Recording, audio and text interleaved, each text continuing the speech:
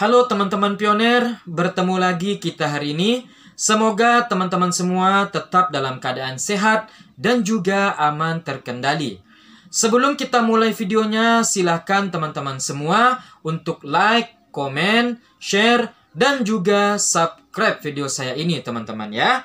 Oke, untuk judul kita hari ini yaitu jadwal peluncuran Open Mainnet sudah dijawab oleh Nicholas Kokalis, 100% valid. Nah, jadi inilah judul yang akan kita bahas hari ini. Pastinya judul ini akan sangat menarik sekali karena inilah yang selalu dicari-cari oleh para pioner semuanya, teman-teman ya. Karena jadi sayang sekali kalau sampai video ini dilewatkan oleh teman-teman semua, teman-teman. Oke, silahkan untuk disimak dan juga tonton videonya dari awal sampai akhir. Saya rasa kita langsung aja pada informasinya. Untuk informasi yang pertama, saya akan sampaikan dari Binance Square. Nah, Binance Square ini salah satu situs terpercaya yang membahas tentang kripto, teman-teman ya. Oke. Apa yang dikutip oleh Binance Square ini? Nah, di sini tertulis dunia mata uang kripto. Bayangkan teman-teman, dia menulis dunia mata uang kripto. Nah, jadi jelas P-Network itu adalah salah satu jenis dari kripto, teman-teman ya. Oke, saya lanjut. Dunia mata uang kripto dipenuhi dengan antisipasi saat tim Picor mengungkap perkembangan terbaru mengenai peluncuran mainnet terbuka mereka yang akan datang. Nah, jadi di dunia mata uang kripto sekarang lagi pada ketakutan, teman-teman ya. Lagi gemetar gitu dengan adanya informasi yang disampaikan oleh tim Picor, teman-teman, mengenai rencana mereka untuk peluncuran mainnet terbuka ini, teman-teman. Nah, dalam pengumuman terbarunya, tim inti P memberikan wawasan yang jelas tentang apa yang dapat diharapkan komunitas dalam beberapa bulan mendatang. Nah, berarti sangat jelas sekali yang disampaikan oleh tim Picor ini, teman-teman ya. Sangat jelas sekali tentang mereka untuk melakukan peluncuran ini, teman-teman. Berita terkini, tim inti P meluncurkan pembaruan terkini dan peta jalan menuju peluncuran mainnet terbuka. Nah, jadi peta jalannya sudah dirancang oleh Nicholas Kokalis beserta tim Picor, teman-teman. Nah, buka jadwal peluncuran mainnet. Sorotan utama dari pengumuman ini adalah jadwal peluncuran mainnet terbuka. Tim Picor telah menetapkan tanggal peluncuran yang akan diumumkan di situs resmi mereka kira-kira 1 bulan sebelumnya. Diperkirakan peluncurannya akan dilakukan pada akhir kuartal ketiga atau kuartal keempat tahun 2024 ini. Berita ini hadir sebagai pembaruan yang sangat dinantikan oleh para penggemar dan pelaku industri kripto yang tertarik dengan proyek P-Network ini. Nah, jadi sampai di situ informasi dari Binance Square, teman-teman ya. Oke. Untuk informasi selanjutnya tentang ini yaitu, nah ini teman-teman, terjadi diskusi atau obrolan singkat antara Nicholas Kokalis dan juga pioner, teman-teman. Di sini terjadi tanya jawab pertanyaan dari pioner yang dijawab oleh Nicholas Kokalis di chat room, teman-teman ya. Oke, jadi ada 3 pertanyaan di sini. Pertanyaan pertama yaitu kapan mainnet diluncurkan? Nah, lalu dijawab oleh Nicholas Kokalis, tanggal mainnet akan diumumkan di situs resmi perusahaan sekitar 1 bulan sebelumnya pada akhir kuartal ketiga atau kuartal keempat tahun 2024. Nah, jadi 1 bulan sebelum mainnet diluncurkan, maka kita sudah akan mendapatkan informasi tentang Open Mainnet ini, teman-teman ya. Lalu pertanyaan kedua yaitu apakah semua pioner perlu mengikuti tes vitalitas? Nah, dijawab oleh Nicholas, uji keaktifan hanyalah pelengkap data bagi pioner yang berstatus KYC sementara, yaitu bila kemajuan ekosistem KYC berwarna oranye. Bila kemajuan berwarna hijau, yang berarti telah berlalu sepenuhnya. Disinilah banyak pioner salah memahami bahwa tes vitalitas adalah langkah penting dalam pemetaan. Lalu pertanyaan yang ketiga, mengapa masih ada sebagian orang yang belum melakukan KYC?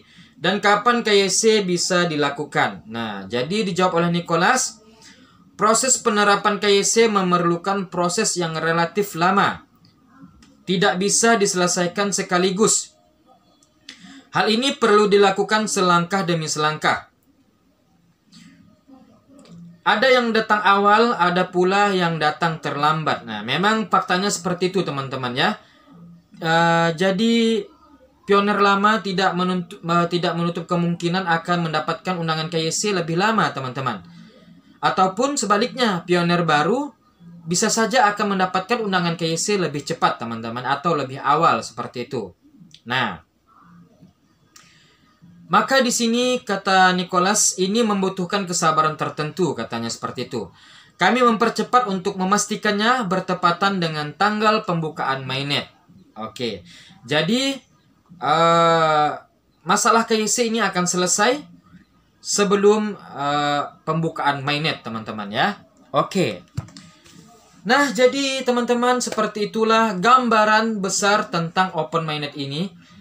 Maka dengan ini terjawablah sudah teman-teman untuk jadwal peluncuran open mainnet ini teman-teman. Saya rasa kalau sudah dikatakan seperti ini, teman-teman tidak usah lagi mencari tahu tentang kabar open mainnet teman-teman ya. Karena sudah jelas sekali seperti itu.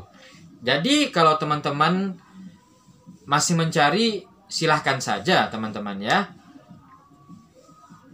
Yang mana kan ada juga kan mengatakan open mainnet itu kan 28 Juni. Tapi itu kan bukan dari Nicholas sendiri yang mengatakan.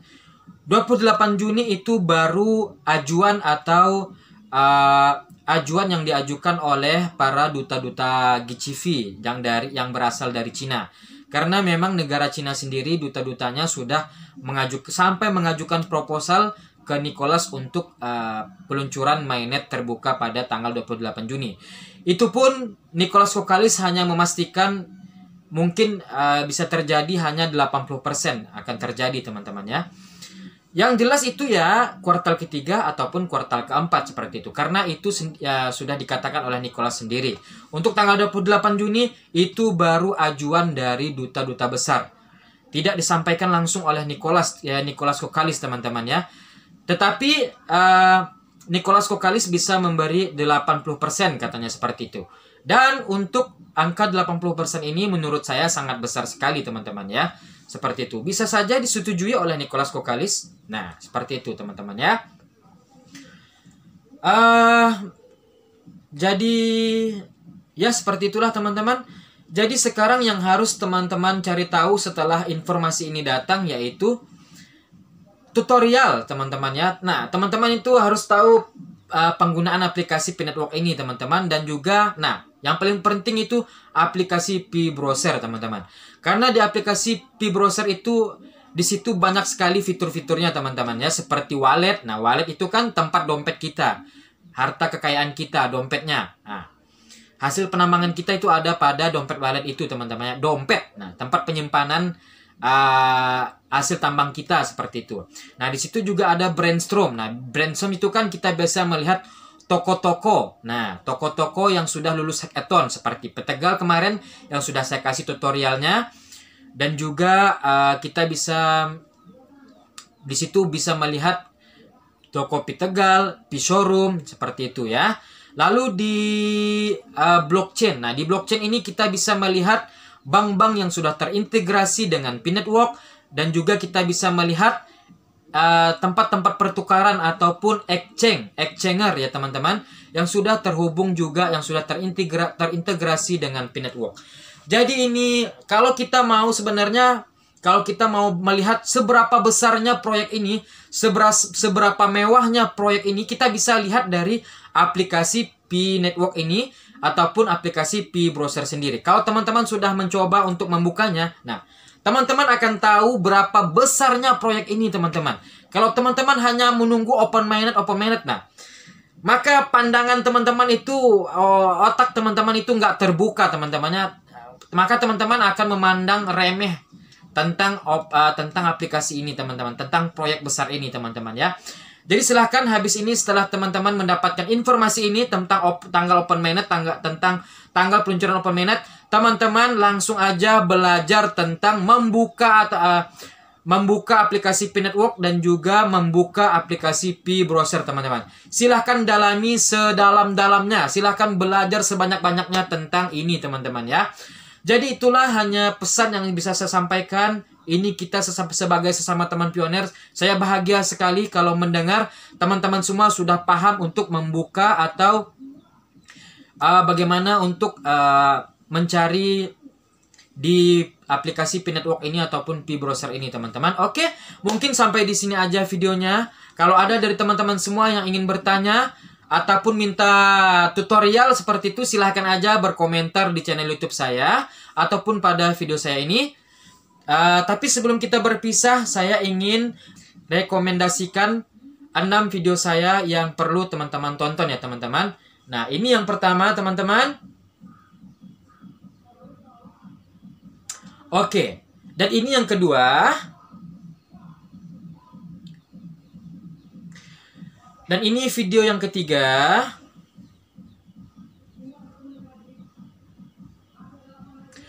Dan ini video yang keempat. Dan ini video yang kelima. Dan ini video yang keenam. Oke, jadi itulah beberapa video saya yang ingin saya rekomendasikan kepada teman-teman semua untuk ditonton ya teman-teman ya. Karena yang saya anggap penting itu ya itu tadi teman-teman ya. Jadi silahkan aja teman-teman tonton. Terima kasih. Wassalamualaikum warahmatullahi wabarakatuh.